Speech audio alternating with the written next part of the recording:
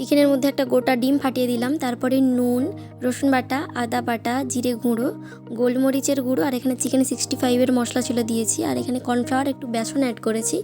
ভালোভাবে এটাকে মেখে এর মধ্যে ভিনিগার দিলাম, এর মধ্যে সয়া সস দিয়ে ভালোভাবে এটাকে মেখে রেখে দেবো আধ ঘন্টা। এরপরে এটাকে কড়াইতে তেল গরম করে ভাজতে দেবো পকোড়াগুলোকে। একে একে এপিট ওপিট করে ভেজে ভালোভাবে নামিয়ে নেব।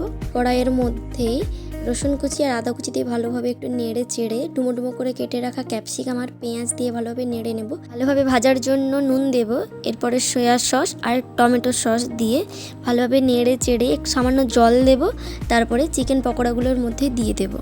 এটাকেও ভালোভাবে মিশিয়ে নিয়ে একটুখানি জল আর কর্নফ্লাওয়ার জলের মধ্যে গুলে রেখেছিলাম সেটা দিয়ে দেব। ভালোভাবে ফুটলেই নামিয়ে নিতে হবে আমার সুন্দর স্বাদের চিলি চিকেন। প্রথমে আমি আমার বরকে দিয়েই ট্রাই করিয়েছি, তোমরা তোমাদের প্রিয় মানুষকে দিয়ে ট্রাই করাতে পারো, সে তো খেয়ে দারুণ বলবেই।